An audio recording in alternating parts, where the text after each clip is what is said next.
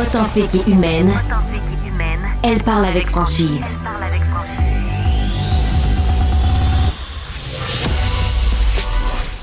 Elle traite l'information avec rigueur et efficacité. Une approche fraîchement moderne de l'actualité. Isabelle Maréchal.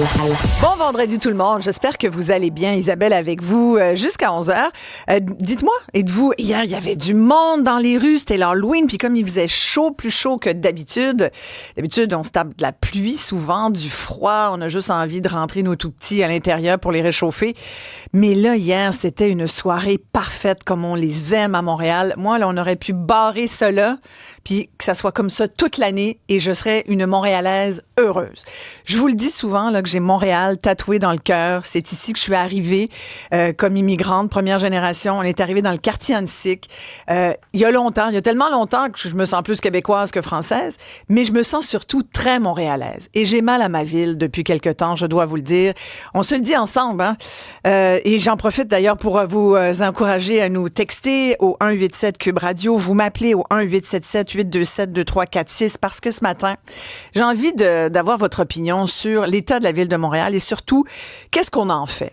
Et on a quand même des gens qui sont là pour réfléchir à l'avenir de cette ville, de nous qui l'habitons également. Qu'est-ce qui va advenir de nous? Il y a les automobilistes, il y a les piétons, il y a les cyclistes, tout ce monde-là qui a de plus en plus de difficultés à vivre ensemble, visiblement. Le fameux vivre ensemble. Je sais pas ce que ça veut dire. Moi, des fois, j'ai de la misère à savoir ce que ça veut dire, le vivre ensemble.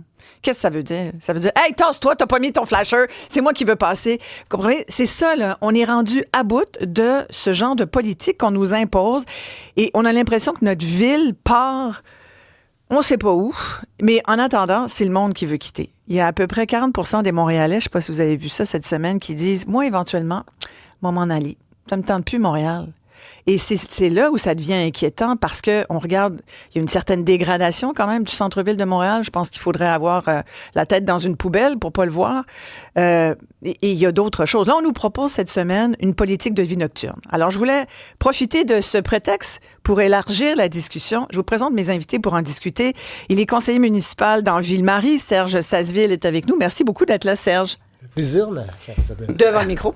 Ça fait plaisir, ma chère Martin Isabelle. Guimond est propriétaire du Resto-Bar Saint-Boc à Montréal. Merci, Martin, d'être Bonjour. là. On vous a entendu tous les deux par rapport à Montréal, être un peu flabbergasté, pour parler montréalais, par rapport à ce qu'on y fait. J'ai envie de vous demander, Serge, parce que vous avez encore récemment parlé de l'état de Montréal qui vous inquiète beaucoup.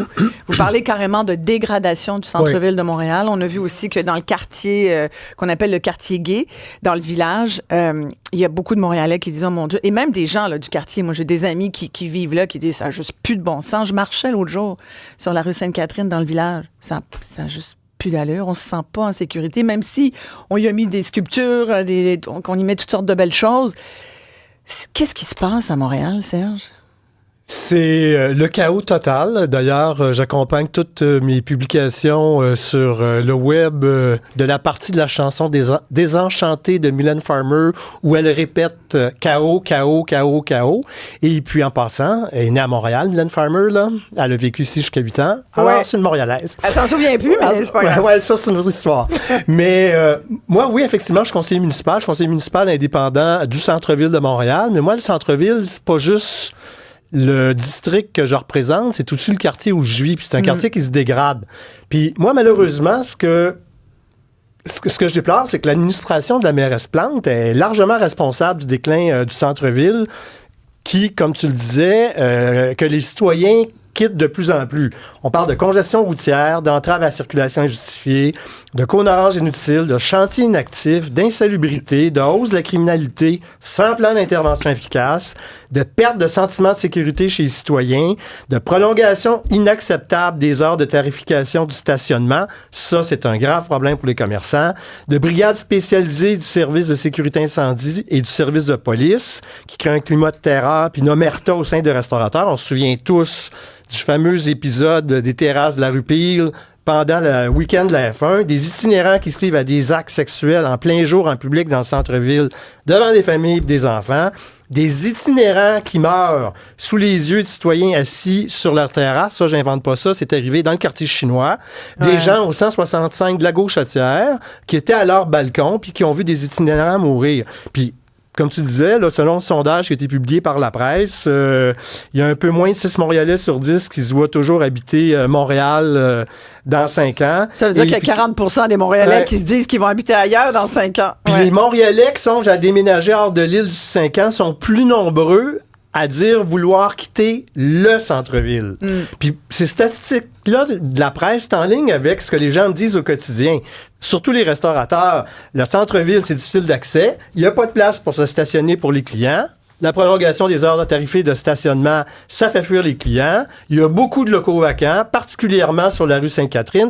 C'est rien d'invitant pour que les gens s'y rendent. L'aspect sécurité, il est très important aussi. On se sent plus en sécurité au centre-ville de Montréal. Ça aussi, ça fait fuir les gens. On va y revenir sur la sécurité. J'ai envie de demander à Martin, parce que tu parles, Serge, de ce sentiment là, où on a l'impression d'être dépossédé finalement de notre ville parce que de par sa dégradation. Martin, vous êtes restaurateur, justement copropriétaire de bar aussi. Comment vous vivez ça? Comment vous le voyez, vous, tout ça? En fait, vous avez fait un portrait absolument parfait de la ville de Montréal actuellement. En ligne de même, là, c'est quasiment épeurant. Ah oui, tout à fait. Mais l'Halloween, Mais c'était c'est hier. la réalité, malheureusement. Exact. C'est une réalité qu'on vit à tous les jours. Et pour vrai, il y a des itinérants vraiment partout, des déchets partout, parce qu'il n'y a à peu près pas de poubelles ni de services d'entretien. Au niveau de la sécurité... Quand ils sont pleins, ils n'évitent pas. Exactement. Et puis, il y a les citoyens qui jettent aussi leur vidange dans les poubelles publiques parce que, justement, peut-être que les services sont pas adéquats. Au niveau du service de police, ils font ce qu'ils peuvent, ils travaillent très fort, mais à moins vraiment qu'il y ait quelque chose de très grave et d'urgent, on va avoir besoin d'eux, sinon ils viendront à peu près pas. Ça fait que c'est très difficile. Oui, les travaux. Là où je suis dans le quartier latin, on va avoir presque fait 12 ans de travaux quand ça va se terminer. 12 ans? Ben oui. On a eu, écoute, on en a eu, puis on en a encore à venir. Donc, il y en a quand même beaucoup. Et puis, les gens ont de la difficulté à avoir accès, effectivement, au niveau de la sécurité, de la drogue, des transactions de drogue. Et puis, vous parliez des obscénités publiques, on en a vu, là, des itinérants qui, malheureusement, faisaient des choses sur la rue devant les familles. Et non, c'est pas attirant pour la clientèle. Puis, c'est drôle, mais je comprends les gens de se dire, je vais quitter Montréal, je vais aller ailleurs, parce que je ne veux plus vivre ce sentiment d'insécurité. Et puis, de toute façon, Montréal est moins intéressante qu'avant. Puis oui, en plus de ça, depuis que l'administration Plante a installé les parcomètres jusqu'à 23 heures dans l'arrondissement Ville-Marie, nous, on a vu une baisse significative de la clientèle qui venait nous voir. Les gens vous dites que c'est à cause des parcomètres dont les heures sont étendues? C'est une des causes. Une des causes, mais c'est une des causes de plus où peut-être qu'on aurait pu avoir un coup de main, puis peut-être avoir, je dis pas nécessairement des enlever, mais peut-être les réduire. Mais à chaque fois, on a des nouveaux bâtons dans les roues pour être capable de faire des affaires. Puis, si on regarde l'économie de Montréal au niveau de la restauration et des entreprises, ben écoutez, c'est vrai qu'autant la rue Sainte-Catherine, le village, puis un peu partout, il y a beaucoup de commerces fermés, abandonnés, placardés, qui sont souvent squattés par soit des jeunes ou par des itinérants. C'est pas très invitant. Puis nous, on essaie de faire des affaires à travers ça. C'est très difficile. Bien, c'est l'impression que les gens ont, là. C'est que, parce que vous parlez des commerces placardés, il y en a vraiment beaucoup. Moi, je pense à Saint-Denis, entre autres, qui a été une artère commerciale qu'on a vraiment écorchée, là. Puis ça, c'est pas la faute de Valérie Plante, c'était sous Denis Coderre. Puis bon, on a beau avoir peint le trottoir en rouge pour dire aux gens, venez quand même. Puis, mais tu sais, à un moment donné, quand les commerces ont de la difficulté, là, aujourd'hui, il y a du terre-plein sur Saint-Denis, pas moyen de se garer. On met des bacs à fleurs en béton pour être sûr que ta voiture va pas être tentée peut-être de vouloir s'y glisser. Fait que c'est sûr que les gens se disent, ben là, je vais aller au 10-30, je vais aller au Nouveau Royal-Mount, il y a du stationnement. Serge, c'est ça aussi, mais comment faire pour dire aux gens, partez pas, si vous allez voir, ça va être mieux. Mais en fait, Isabelle, j'aimerais d'abord revenir sur quelque chose que Martin vient de dire sur le service de police. Moi, je suis pas d'accord avec lui. Le service de police fait pas sa job. Puis le meilleur exemple que j'ai, là, le plus récent, à part les nombreuses manifestations puis les campements qu'on a vécus... qu'on vit encore. Hein? Non, les campements, je parle de... les campements à McGill, entre autres, ceux-là, à Square Victoria. Le plus récent pas les exemple, campements d'itinérants. Non. Les campements de gens là, qui manifestent les pro-palestiniens. Là. Le plus récent exemple, c'est samedi soir passé. Le bal du Musée des Beaux-Arts de Montréal. J'étais là. Le service de police n'a pas fait sa job. J'ai vraiment eu honte d'être Montréalais, puis en plus d'être le conseiller municipal de cette institution-là. qui est à quelques dizaines de mètres de chez nous et qui est pratiquement une annexe de ma maison, là, j'en croyais pas mes yeux, là. Ils ont été complètement dans l'inaction.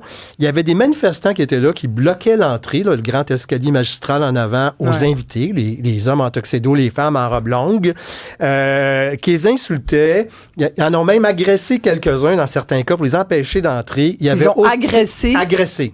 J'en avais un à ma table qui a été agressé. Est-ce qu'il a porté plainte? Non, mais il était encore sous le choc, là. Il n'y avait pas de policiers pour les protéger, pour assurer leur sécurité. Moi, j'ai parlé à plusieurs invités là, qui étaient ébranlés, qui étaient sous le choc, qui étaient en colère. Puis on parle de gens qui viennent pas juste de Montréal, mais qui viennent d'ailleurs au Canada, puis même de l'extérieur du pays. Puis encore une fois, la réputation internationale de Montréal a été ternie.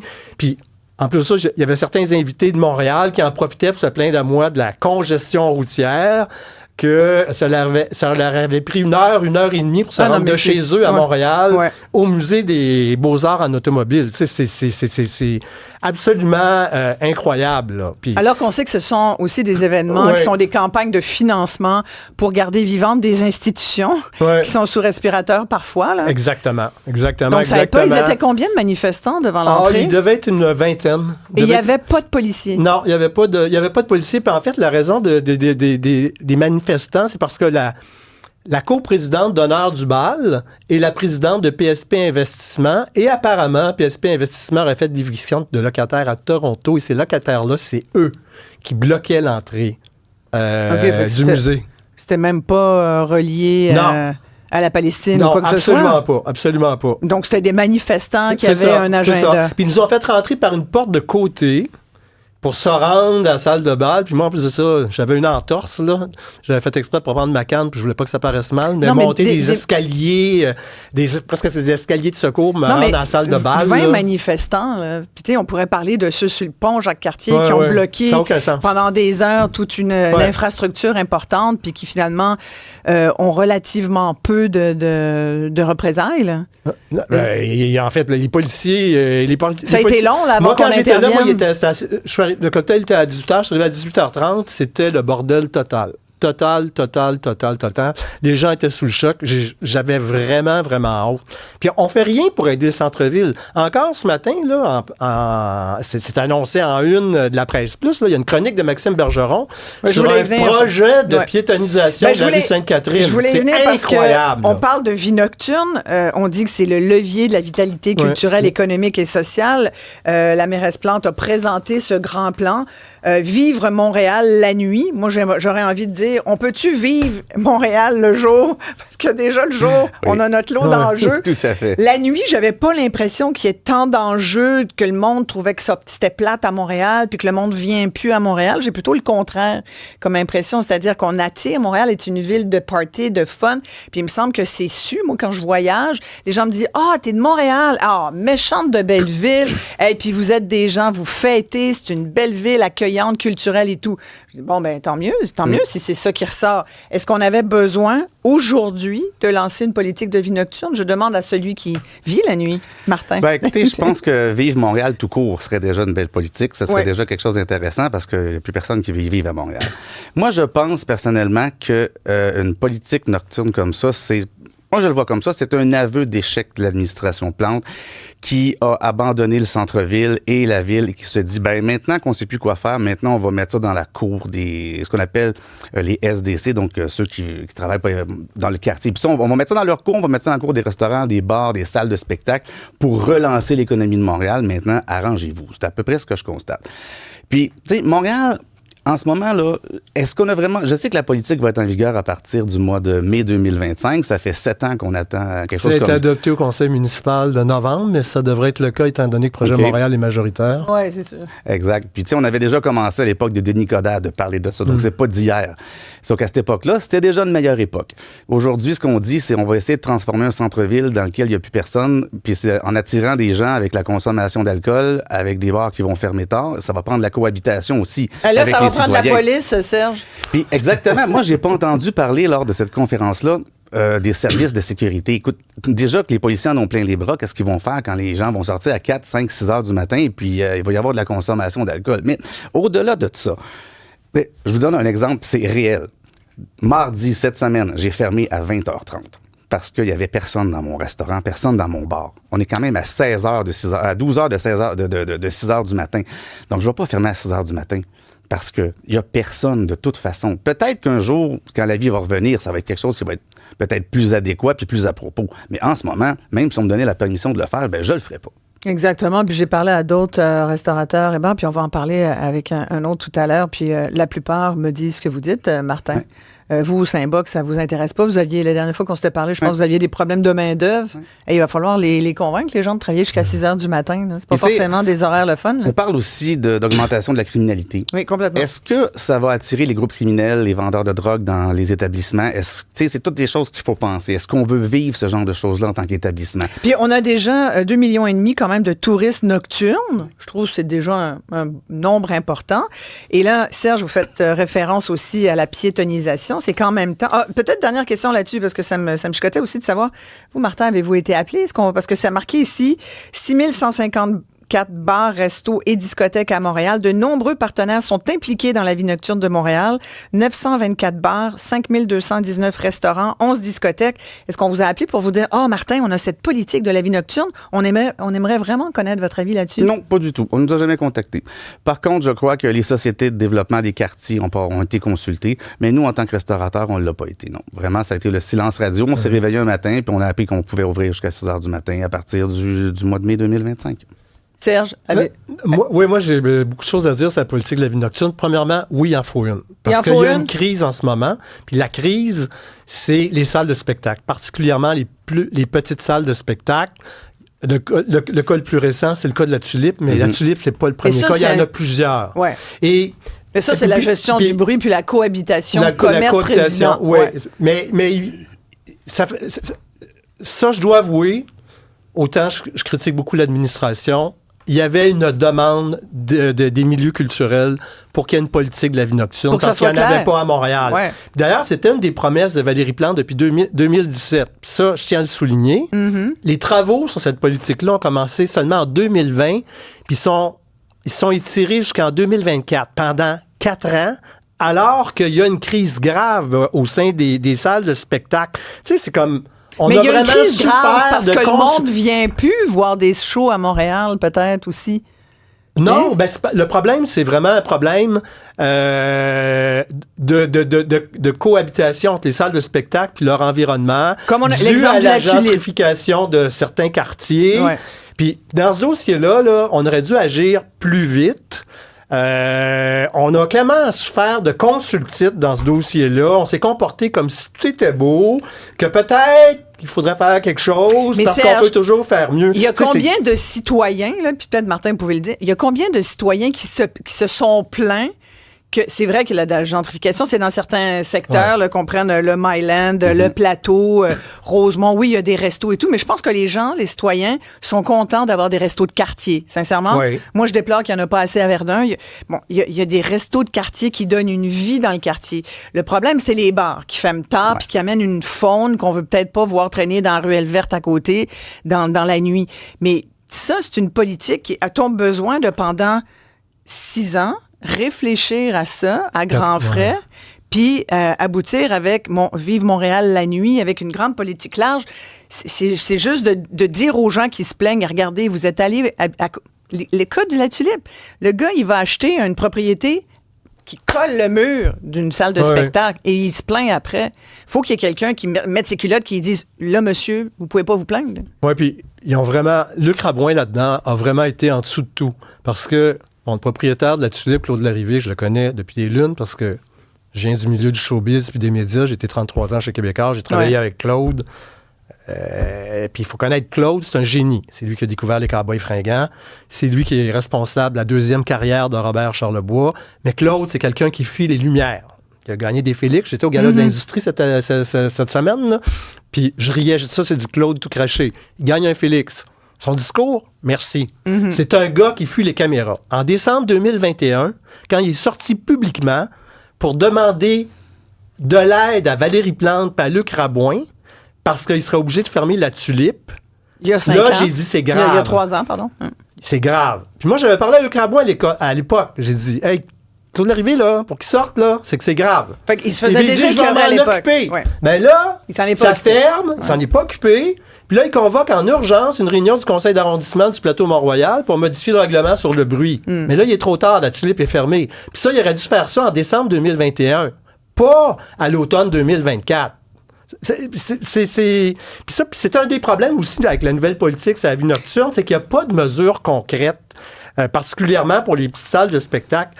Par exemple, il n'y a rien de prévu dans cette politique-là sur un modèle quantifiable de décibels neutre qui créerait un juste équilibre entre les salles de On spectacle dit qu'il y a et les une politique citoyens. d'insonorisation des Non, locaux. c'est pas une mais politique, c'est qu'ils vont donner des subventions pour insonoriser. Ils en donnent déjà, là, mais là, ils vont les étendre. Mais c'est pas suffisant. Ça prend des mesures de soutien plus que ça pour les petites salles de spectacle. Ils disent qu'ils vont en adopter, mais il n'y en a pas de prévu dans la politique. On a un auditeur au bout du fil qui veut intervenir. Bonjour.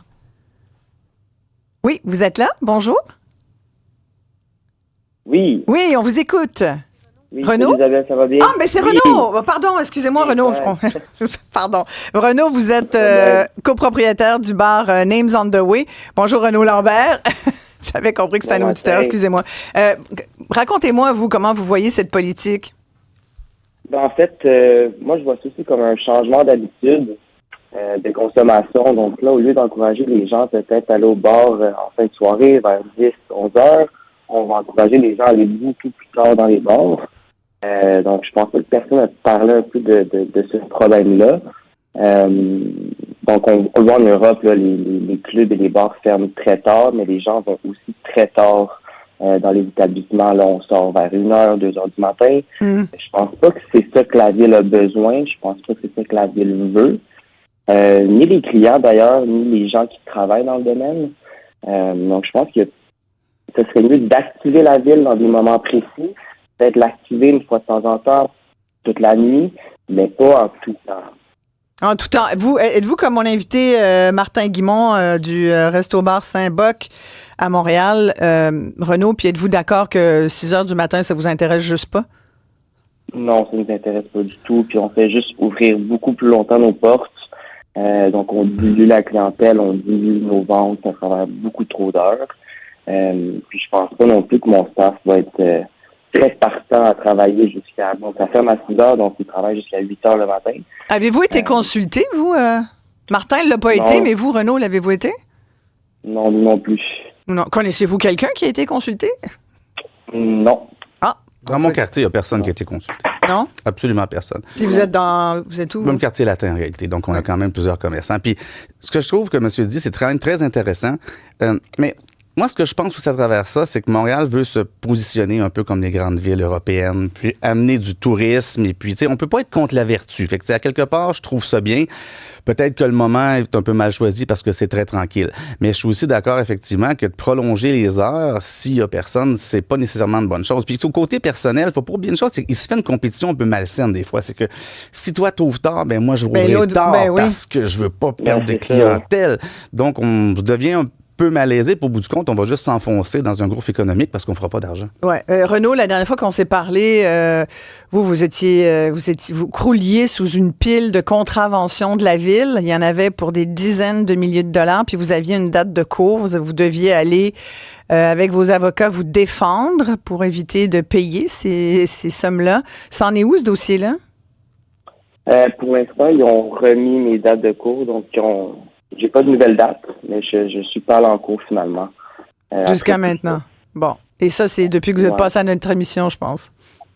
Oui, ça l'a dû aider un peu, ça c'est sûr. Mais dans tout ça, moi, je vois que le but, c'est de soutenir, de se flexibiliser dans la vie nocturne, mais j'ai pas l'impression qu'on le fait avec les opérations courantes. Ouais. Donc, il faudrait commencer à aider, soutenir, puis de travailler main dans la main avec les restaurants et les bars avant de commencer à mettre des nouvelles politiques. Mais moi, ce qui me sidère, c'est qu'on fait une politique de vie nocturne et on ne demande pas aux propriétaires de bars, de restaurants, de lieux culturels, de petites salles de spectacle. Comment vous voyez ça? Non, mais les salles de spectacle ont été consultées. Ouais, parce que les demandes on a demandé beaucoup. monsieur Oui, les demandes de mettre beaucoup des salles de spectacle. Bon. Beaucoup, parce que c'est là qui est le gros de la crise. Puis Montréal est reconnu à l'échelle internationale pour sa scène alternative, les petites salles de spectacle. Mais il n'y a pas de mesures concrètes pour aider les petites salles de spectacle dans cette politique-là. D'ailleurs, une des grosses demandes Serge, qui a on été faite... s'entend que je veux bien les petites salles de spectacle. Il y a 5219 restaurants. C'est beaucoup de monde, là. Il y a pas 2,5 millions qui est supposé être octroyé pour l'aide aux restaurants, salles de spectacle. Il y en a eu, disons que, on fait pas une politique pour quelques salles de spectacle. Surtout quand tu as des milliers de restaurateurs qui, depuis 4 ans, mangent leur bas. La moindre des choses, à mon avis, c'est de consulter ces gens-là. Il y a quasiment 1000 bars, il y a plus de 5000 restaurateurs. Et ce monde-là, qui est le cœur, à mon avis, de la vie nocturne, ceux-là ne sont pas consultés. Moi, ce que j'ai l'impression des fois aussi, c'est qu'on va arriver en mai, ça va faire chou blanc. C'est-à-dire, on annonce une belle politique de vie nocturne. Montréal va se positionner comme étant une grande ville. On va arriver en mai, personne ne va participer. Ça se pourrait très bien que ce soit ça. Peut-être lors du Grand Prix, peut-être certains événements. Mais c'est pas grave parce qu'on pourra aller marcher dans des grandes artères piétonnières. Ouais. Puis oui, vous faisiez référence à cet article de notre collègue de la presse, là, un projet de piétonisation permanente, OK? Permanente, c'est le mot-clé ici là-dessus. 4 segments importants de la rue Sainte-Catherine-Ouest. J'avoue que je me peux plus quand je lis ça de même parce que je me dis, oh mon Dieu, ça va avoir quelle allure. Puis il y a déjà des gens, parce que vous l'avez posté sur vos réseaux sociaux, Serge, puis il y a quelqu'un qui a dit, hey, Sainte-Catherine, c'est pas Lincoln Road à Miami, c'est une artère commerciale, pas une série de places publiques. Quel urbaniste ou designer urbain a imaginé ça? Ça va finir comme Prince Arthur dans 20 ans. Et ça vient d'un architecte urbain, ce commentaire-là. Qui a fait ce commentaire-là? Je ne l'identifierai pas, là, mais il est assez connu. Et c'est vrai, la rue Prince-Arthur, moi, quand j'étais plus jeune, j'allais là. Mais mon Dieu, fait longtemps que j'y vais plus. Pas parce que je suis moins jeune, mais juste parce qu'il n'y a plus rien sur Prince-Arthur. Non, je sais. Il n'y a plus rien. Plus rien du tout. L'art de tuer des quartiers. Moi, j'ai commencé ma carrière chez Québécois en 1987. Puis à l'époque, le siège social était au 1225 rue Roy, entre Laval et Hôtel de Ville. C'est qu'on était toujours sur Prince-Arthur le midi. Là, c'était vivant. On allait manger là tout le monde, mais...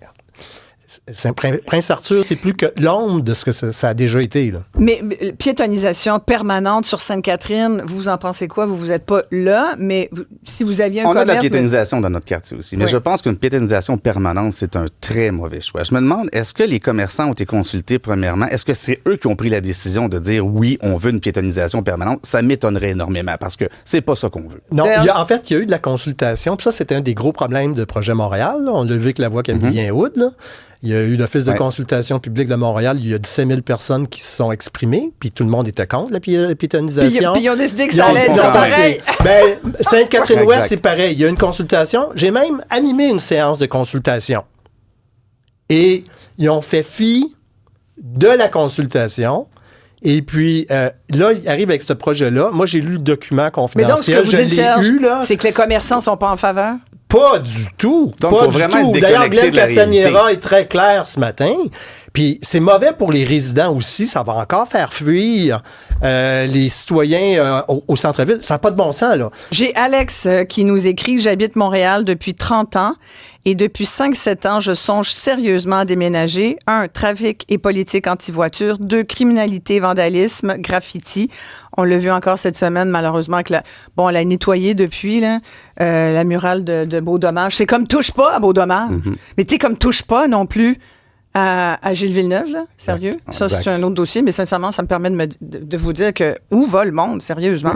3, saleté. 4, taxes. 5, criminalité. 6, trop de monde partout. Je n'aime plus ma ville, dit Alex. Je commence à la haïr. Quel dommage. Antoine dit, moi, j'habite en Sic. Je nous croyais à l'abri de la destruction plante, mais on vient de nous planter le rêve. Henri Bourassa, c'est devenu l'enfer. Pourtant, ça allait très bien avant. Personne n'avait rien demandé. Il semble que cette administration veuille notre bien et ça fait peur. Pierre qui dit, pour ma part, j'ai quitté Montréal à cause de Valérie Plante. Je suis en banlieue, à Saint-Lazare. Quel bonheur. Daniel dit, moi, j'habite à Montréal. Ça fait 50 ans. J'ai 50 ans. J'ai dû quitter pour le travail. Me suis dit, je vais y retourner. Je vais y vivre ma retraite. Je suis à la retraite et jamais je vais y retourner finalement. Je ne reconnais plus ma ville depuis 10 ans. C'est sale, trafic, parc. Bref, si vous saviez, là, tous les commentaires sont comme ça. Et c'est ça qui est dommage. Alain qui dit, je suis né et j'ai grandi à Montréal. Aujourd'hui, je ne veux même plus y retourner, peu importe la raison. Faites-vous à l'idée, Montréal est irrécupérable. Non. ce n'est pas Alain irrécupérable. Il y a encore moyen de relever cette ville. Mais C'est Isabelle, pas moi qui va y aller, mais il y aura quelqu'un quand même qui Isabelle, va y aller. J'écoute ça, là. J'écoute ces Ça commentaires-là. fait Là, pla- puis je lisais ce matin dans la presse et puis dans The Gazette, là, parce que Valérie Plante est dans une opération relations publiques, là. Puis tout le monde lui parlait de son legs, puis comment on veut se souvenir d'elle. Puis dans les deux médias, elle parle du verdissement. Ben, moi, j'écoute ces commentaires-là, là, puis pour moi, là, le principal legs de Valérie Plante, lorsqu'elle va avoir quitté la mairie de Montréal en novembre 2025, c'est d'avoir tué le centre-ville de Montréal, là, en ayant voulu gérer Montréal comme si c'était un ramassis de quartiers disparates, sans attention particulière pour le centre-ville qui est non seulement le poumon économique et culturel de Montréal, mais le poumon de la province de Québec. C'est pas un quartier comme les autres. Tout à fait. Mais là, et Martin, vous voulez rajouter à ça? Ben, dans le fond, je l'ai rajouté. Vous savez, ce que je trouve dommage dans le fait de forcer aussi une piétonisation, c'est qu'on va voir beaucoup de commerces qui vont disparaître. Puis ça va devenir encore une fois un quartier moribond, puis on va se demander comment ça se fait que c'est encore placardé, puis qu'on se ramasse encore avec des problèmes d'itinérants, etc., etc. Puis il faut pas que nos quartiers deviennent comme ça. Il faut que nos quartiers continuent à rester en vie, puis c'est pas le bon choix à faire. J'entendais cette semaine Glenn Cassanera, là, qui est celui qui gère Montréal Centre-Ville. L'Association de marchands du centre-ville. Voilà. Et lui, il dit, là, par rapport à la piétonisation, ce projet, puis je cite la presse, ce projet de piétonisation est basé sur des compréhensions théoriques du centre-ville. Il ne correspond pas du tout aux résultats des consultations menées sur le terrain, ce que vous nous dites, Oui. Serge. Et ça ne réunit aucune des conditions gagnantes nécessaires pour la réussite d'un ménagement piéton. Lui, il est pour une flexibilité, c'est-à-dire, oui, piétonnier un peu l'été. Il y a quand même du monde qui aime ça. Il faut quand même le dire. Là. Vous on le le fait. vivez, là, Durant l'été, Martin? on a une partie piétonne, puis quand arrive l'automne, l'hiver, C'est ça. puis c'est les commerçants qui choisissent. Ça nous permet d'avoir un peu, en guillemets, le meilleur des deux mondes. Et puis, on a une piétonisation dans le bas de Saint-Denis, puis dans le haut de Saint-Denis, parce que les commerçants n'ont pas la même clientèle. Mais de l'avoir de façon permanente, puis je comprends pas Il y a la ville de tellement d'autres s'entêter choses, ouais. à obliger ce genre de choses-là. Écoute tes citoyens, s'il vous plaît. Bien, c'est l'entêtement parce qu'en même temps, vous avez parlé des parcomètres qui prolongent. Bon, il faut payer plus tard. Ça veut dire t'écœures un peu les automobilistes. Hey, 23 heures. Si tu viens... Oui, 11 heures, là, c'est tard. Là. Très tard. Ça m'étonne qu'il... Moi, souvent, Les je me magasins dis... sont fermés. Là. Exact. Je me dis, tant qu'à mettre ça à 23 heures, mets ça à 24 heures, juste pour être sûr qu'on n'ait pas de clients. Et parlant de l'horaire de magasin, je ne sais pas si vous avez remarqué, moi, je magasine à Montréal parce que j'essaie d'encourager cette ville. Sincèrement, je me dis, je résiste là, d'aller à l'extérieur, dans les couronnes, dans les grands centres d'achat très accueillants. Là. Alors, je vais au centre-ville, je vais dans les petites boutiques. Et même le Labé, là, qui est comme une institution qui fait partie du cœur de Montréal, ils ont réduit leurs heures d'achalandage, surtout la semaine, évidemment, mais même le jeudi, qui est une soirée quand même qui était importante, ne ferme plus à 9 heures. Là. Et le reste du temps, là, c'est 7 heures, puis il n'y a plus de monde. Les gens vont 10-30, les gens vont à Laval. Et j'écoutais le dirigeant de l'Abbé il y a quelques jours qui disait, parce que ce grand magasin a de la misère, parce que le commerce de détail a de la misère, puis il disait, on fait tout pour garder le l'Abbé du centre-ville ouvert, mais c'est pas gagné. Et c'est terrible. Déjà qu'on a vu Eaton partir, il y a des grands pans comme ça de l'histoire de Montréal qui risquent de se fermer. Là. Puis pire que ça, moi, je suis un oiseau de nuit, OK? Surtout maintenant, je suis célibataire. Moi, je suis un gars de bar. J'ai toujours été un gars de bar. Mais pas jusqu'à 6 heures, ça? Non, Bon. pas jusqu'à 6 heures. Éventuellement, tu rentres Oui. à la maison. Bon. Genre minuit, 1 heure. Ça, c'est Bon. mon heure. Sauf que, dans le centre-ville, en ce moment, là, du dimanche au mercredi, il y a la plupart des bars que je fréquente. Puis là, je vais parler du Ritz-Carlton, le bar Georges. Des belles places. Des belles places. Ça ferme à 23 heures. Hey, faire de bonheur. Ouais. Il ouvre jusqu'à 1 heure du matin seulement. On n'est pas en train de devenir Ottawa Ouais. toujours. J'espère que... Ben, on est sur la on- bonne voie on est si sur ça la bonne voie, continue pour comme vrai. ça. Ouais. Oui. Mais mon Dieu! On est, oui, puis honnêtement, Ottawa, ça a beaucoup changé. Moi, Ouais. mes En dernières terminant, années chez ouais. Québécois, j'étais beaucoup à Ottawa, là, puis j'ai vu le nightlife changer à Ottawa, là, dans le bon sens. Non, mais tout le monde Ici, sait que le fun est à nightlife- Gatineau, pareil. Bon. Plus maintenant. Non, puis maintenant, Non, ce sera non. un autre débat, Serge. Un mot de la fin là-dessus, parce que j'ai tellement de monde. Là. J'ai Samy, qui est un chauffeur STM, qui me dit « Hey, je salue tous les chauffeurs STM. Merci beaucoup de participer à cette émission. Il dit, j'habite Montréal depuis 20 ans. J'ai jamais vu la ville en si piètre état. Et je suis d'accord avec vous. Dans mon secteur, je n'ai jamais vu d'itinérant, mais maintenant, en face de chez nous, dans l'abribus, il y a un itinérant qui vit là. Il loge sur place. J'amène mes enfants au parc Jarry pour nourrir les canards. Les rats sortent du buisson. Bref, il dit sincèrement, j'ai mal à Montréal. Il y a Rachel qui dit, c'est quoi une métropole? Montréal devrait perdre son statut, dit Rachel. Rachel, Montréal a déjà perdu. Nous ne sommes plus la métropole du Québec. On est-tu d'accord? C'est plus ça? Ouais, c'est plus ça a déjà été la métropole du Canada. Ouais. Ça fait longtemps que Toronto nous a dépassés. Ouais, ce n'est plus une métropole économique et ce n'est plus une... Mais ça reste une ville, mais il faut quand même le dire, ça reste quand même une ville le fun. Je trouve qu'il y a comme déjà... Montréal, la nuit, c'est Montréal le jour aussi, le problème. Mais puis moi, ce qui me dérange le plus, comme je disais au début, là, moi, le centre-ville, c'est mon quartier. Moi, je vais continuer à vivre là. Ça fait 30 ans que je vis là.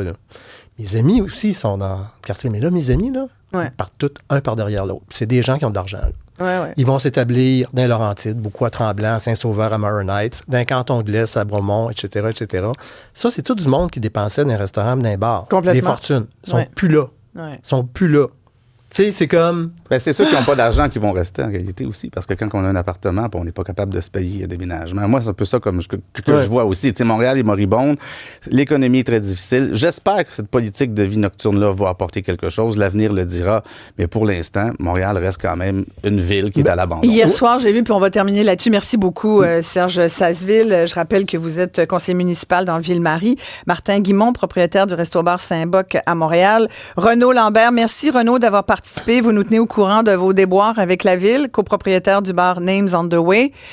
Hier soir, sur Sainte-Catherine, en face du Centre Eaton, il y avait justement un véhicule de la ville de Montréal que j'ai pris en photo.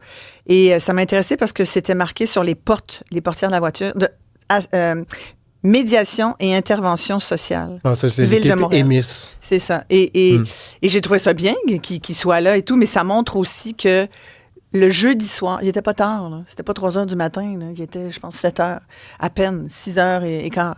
Il y avait un véhicule de médiation, d'intervention sociale qui était là. Il s'est garé, puis je les ai vus sortir. Donc, il y a eu une intervention sociale à faire. Et ça, il faut quand même le reconnaître. La ville de Montréal a des gros enjeux sociaux. Et c'est pour ça qu'à mon avis, c'était peut-être pas le temps de venir avec une politique comme ça, ou en tout cas, c'est une politique qui aurait dû contenir d'autres priorités plus importantes. Bien, elle aurait surtout dû avoir de la substance, puis elle n'en a pas. C'est comme une espèce de grand cadre réglementaire qui prévoit que des choses vont être faites éventuellement, alors qu'il y a des crises à régler maintenant. Déjà qui ont travaillé 4 ans là-dessus, à rien faire, puis là, on n'est pas plus avancé. Nous sommes toujours désenchantés, donc, Serge? On est toujours désenchantés. Voilà. Et vous allez continuer à voir mes posts avec le chaos de Mylène Farmer. Mais pourquoi vous n'allez pas maire de Montréal? Il y avait la job est... Ah non, je vais avoir 67 ans l'année prochaine. Non, je vais passer à autre chose. On cherche le prochain maire ou mairesse. Oh, sincèrement, là, on cherche activement. Voilà Mylène Farmer. Hey, merci à tout le monde. Merci. J'adore cette tune.